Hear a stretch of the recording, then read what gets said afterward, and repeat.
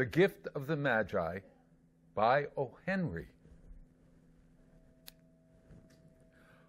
$1.87. That was all she had. Della had put it aside, 1 cent at a time, and then another cent, and then another, in her careful buying of meat and other fruit.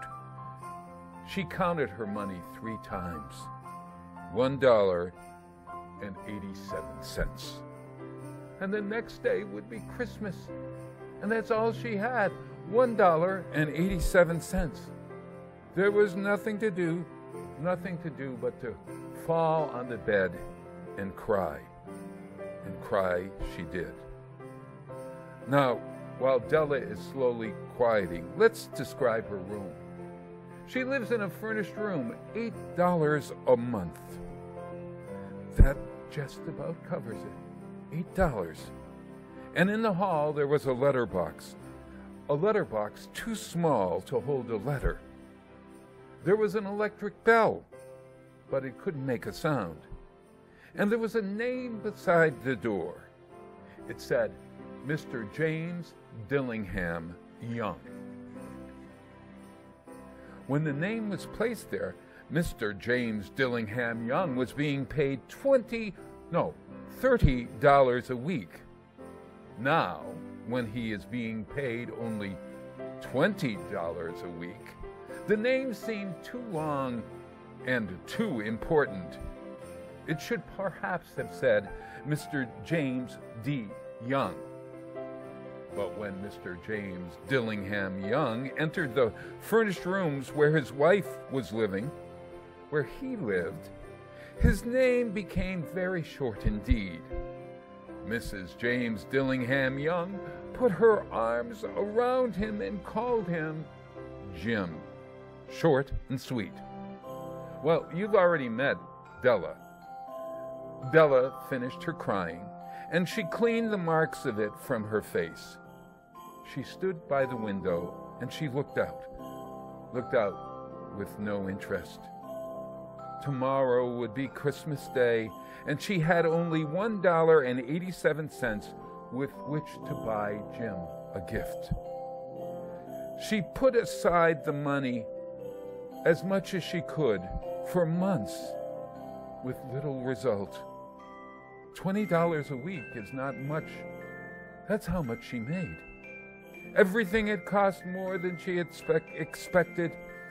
It always happened like that. And she had only $1.87 to buy a gift for Jim. Well, she had had many hours planning, happy hours, planning something nice for him, something nearly good enough, something almost worth the honor of belonging to her husband, Jim. There was a looking glass between the windows of the room. Perhaps you have seen that kind of looking glass that is placed in $8 furnishings. It was very narrow. A person could see only a little of herself at a time. However, if he was very thin and moved very quickly, he might be able to get a good view of himself in the mirror. Della, being quite thin, had mastered the art. Suddenly, she turned from the window and stood before the glass. Her eyes were shining brightly. Her face had lost its color. Quickly, she pulled down her hair and let it fall to its complete length. The James Dillingham Youngs were very proud of 2 things which they owned. One thing was Jim's gold watch. It had once belonged to his father, and long ago it had belonged to his father's father. The other thing that they owned, which was very important and very valuable to them, was Della's hair. If a queen had lived in the rooms they lived in, Della would have washed and dried her hair when the queen could see it. Della knew her hair was more beautiful than any queen's jewels and gifts. If a king had lived in the same house with all the riches, Jim would have looked at his watch every time they met. Jim knew that the king had nothing so valuable. So now Della's beautiful hair fell about her, shining like a beautiful stream of brown water. It reached below her knee. It almost made her into a beautiful princess with a beautiful dress, a hair long enough to be a dress. And then she put it up on her head again, nervously and quickly. Once she stopped for a moment and stood still while a tear ran down her face. She had an idea. She put on her old brown hat and her old brown coat, and she quickly went out the door and down to the street. Where she stopped on the street, there was a sign that said, Mrs. Sofroni, hair, articles of all kinds. Up to the second floor she went. Della ran as fast as she could, and she stopped to get her breath. Mrs. Sofroni was at the landing, large, too white, cold eye, and she looked at Della. Will you buy my hair? Said Della. I buy hair. Take your hat off and let me look at it. Down fell the brown waterfall. $20, I say. Your hair is very beautiful. I give $20. Ah, that will be very fine, Della said. Now, the next 2 hours seemed to fly by. She was going from one shop to another to find a gift for Jim. She had given away her hair. She had her $20. She found the gift at last. It surely had been made for her husband and no one else. There was no other like it in any of the shops. And she had looked in every shop in that city. It was a gold watch chain, very simply made. Its value was in its rich and pure material. Because it was so plain and simple, you know, it was very valuable. All good things are like this, very valuable. It was good enough for the watch, Jim's gold watch. As soon as she saw it, she knew that Jim must have it. It was like him, quiet and valuable. Jim and the chain both had quietness and value. She paid $21 for it, and she hurried home with the chain and the remaining 87 cents. When Della arrived home, her mind quieted a little. She began to think more reasonably. She started to try to cover the sad marks of what she had done. Love and large-hearted giving, when added together, can leave very deep marks. It's never easy to cover them. But what could she do about her hair? She had only $1.87 with which to buy a gift for Jim. Within 40 minutes, she had fixed herself. She looked better. And at 7, Jim's dinner was ready, and Della was sitting there with the watch chain in her hand by the door. Finally, she heard his step in the hall, and her face lost color for a moment. And she said a little prayer. Oh, please, God, make him think that I'm pretty. The door opened, and Jim stepped in. He looked very thin, and he was not smiling. Jim stopped inside the door. He was quiet as a hunting dog when it is near a bird. His eyes looked strangely at Della, and there was an expression in them that she could not understand. It filled her with fear. It was not anger, nor surprise, nor anything she had been ready for.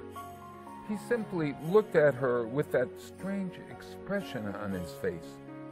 Della went to him. Oh, Jim, dear, she cried, don't look at me like that. I had my hair cut off and I sold it. I couldn't live this Christmas without giving you a gift. My hair will grow back. I don't think you will not like me. Look, I'm the same person.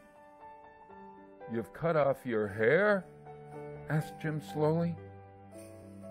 Cut it off and sold it, said Della. Don't you like me now? I'm me, Jim. It's the same me without my hair.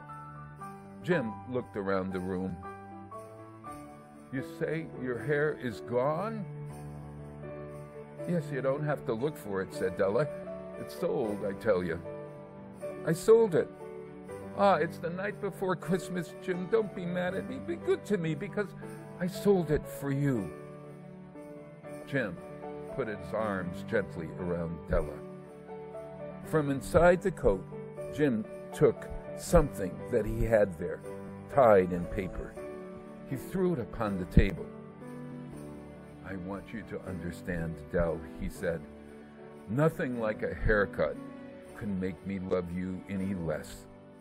But if you'll open that, you may know what I felt when I came in. I love you, Della. White fingers pulled off the paper, and then a cry of joy, and then a change to tears. For there lay the combs, the very combs that Della had seen in a shop window and loved for a long time. Beautiful combs with jewels, perfect for her beautiful hair. And now these combs were hers, but her hair was gone. Ah, she held those combs to her heart, and she jumped up and cried, I love you, Jim. Oh, I love you. Thank you, thank you. But now I have something special for you.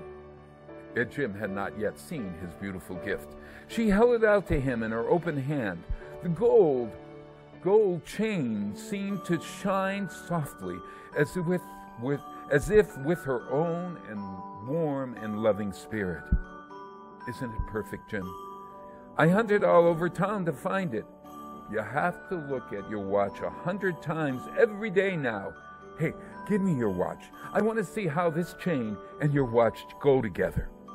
Jim sat down and he smiled. Della, Della, Della. Let's put our gifts away and keep them a while. They're too nice for us to use just now. In truth, I sold my watch to get the money to buy you the combs. Della, I love you. Why don't we have dinner? I love you, Della. Now, the Magi, as you know, were wise men, wonderfully wise men, who brought gifts to the newborn Christ child. They were the first to give Christmas gifts. Being wise, their gifts were wise gifts. And here, right now, I have told you the story of Della and Jim, two children who were not wise. Each sold the most valuable thing they owned in order to buy a gift for the other. But let me speak a last word to the wise of these days. Of all those who give gifts, these two children, Della and Jim, were the most wise. Of all who give and receive gifts, such as these are the most wise. They gave selflessly. They sacrificed and they gave a gold chain and a set of combs. Della and Jim. They gave the gifts of the Magi. Have a wonderful holiday, everyone. And this season, buy a gift or two, or give a gift or two, whatever its value. Give it with love, and know that you are the gift that you give to others. Thanks. Merry Christmas. Happy New Year. Happy Kwanzaa. Happy Hanukkah. Happy holidays. Thanks.